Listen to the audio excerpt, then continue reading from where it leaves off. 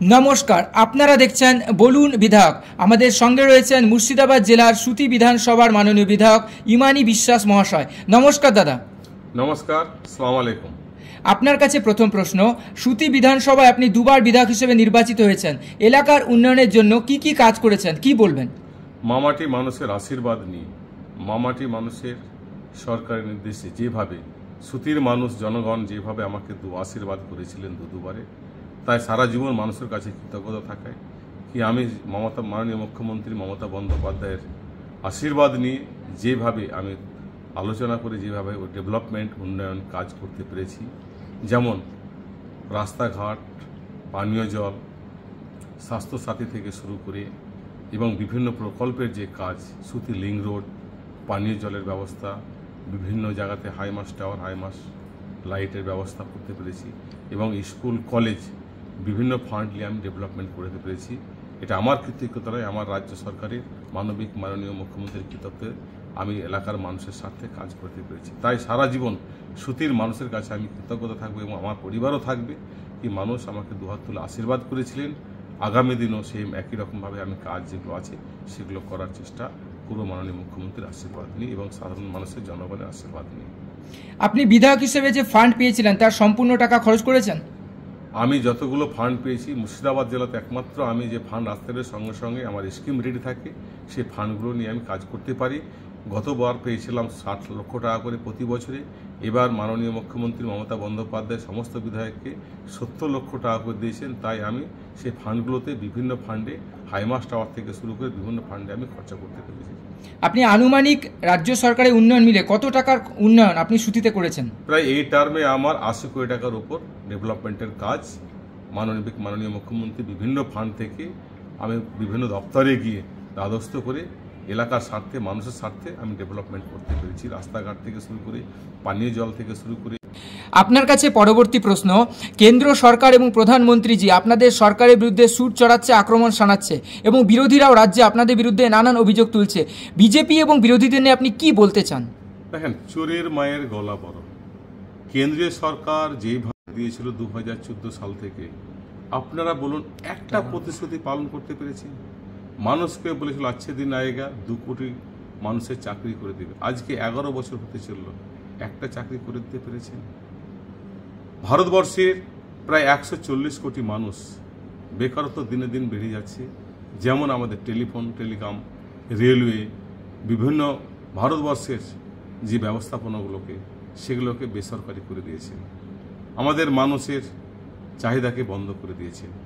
তাই কৃষি ঋণ যেভাবে দিনের দিন আপনারা বলছিলেন আন্দোলন করেছিলেন, সেগুলোকে মুক্তি দিচ্ছে না, ঋণ শোধ করছে না।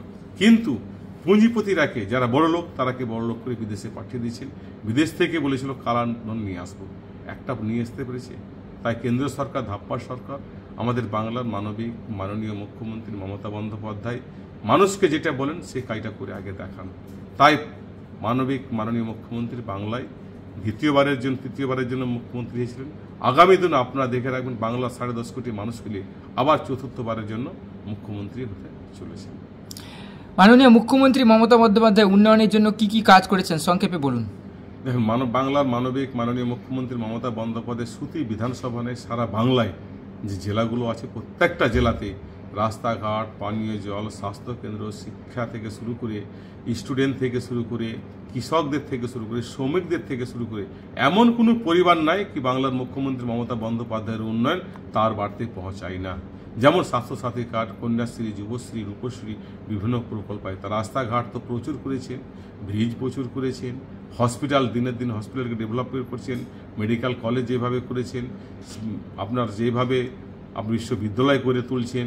কদিন গত এই বিধানসভাতে আমরা যেভাবে আপনারা দেখলাম নেতাজি সুভাষচন্দ্র স্পোর্টস গেম উনি শুরু করতে চলেছেন। প্রত্যেকটা কাজে মাননীয় মুখ্যমন্ত্রী বাংলা মানুষের কথা সর্বদাই 24 ঘন্টায় ভেবে রেখে উনি কাজ করেন। সামনে 21শে জুলাই তৃণমূল কংগ্রেসের ডাকে ধর্মতলায় শহীদ স্মরণের সমাবেশ, কি বার্তা দিবেন আপনি? আমি প্রথমে শহীদদেরকে প্রণাম জানাই। মাননীয় মুখ্যমন্ত্রী মমতা বন্দ্যোপাধ্যায় 1993 সাল থেকে যেভাবে শহীদ স্মরণ করে আসেন 21শে জুলাই, এবারও আমরা সেম একই রকমভাবে সুতি থেকে বিগত দিনের মতো এবারও প্রচুর আমি জনগণকে, সাধারণ মানুষকে, জনপ্রতিনিধিকে এবং ব্লক স্তর, অঞ্চল স্তর, বুথ স্তরের সমস্ত নেতৃত্বকে একসঙ্গে আমি যেভাবে প্রতি বছরের মতো নিয়ে যাই, এই বছর সেম একই রকমভাবে নিয়ে যাব।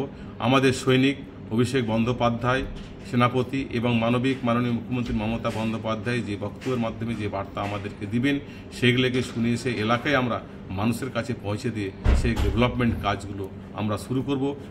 আপনার কাছে শেষ প্রশ্ন, রাজ্যে 2026 সালে বিধানসভা নির্বাচন, একজন তৃণমূল কংগ্রেসের বিধায়ক হিসেবে কি বলবেন? কত আসনে আপনারা জয়ী হতে চলেছেন?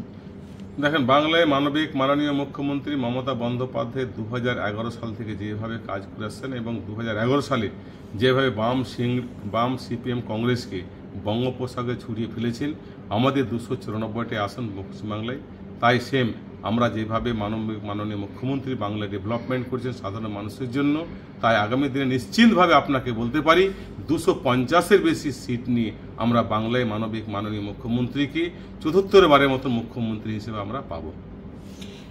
আপনার এই ইন্টারভিউ আমরা অকপটে শুনলাম, বিভিন্ন প্রশ্নের উত্তর দিলেন সুতির মাননীয় বিধায়ক ইমানি বিশ্বাস মহাশয়। আপনি ভালো থাকুন, সুস্থ থাকুন, সমাজ, রাজ্যের এবং দেশের সেবায়, মানুষের সেবায় এইভাবেই কাজ করে যান। আপনাকে অনেক অনেক ধন্যবাদ এবং শুভেচ্ছা। নমস্কার দাদা। আসসালামু আলাইকুম, নমস্কার।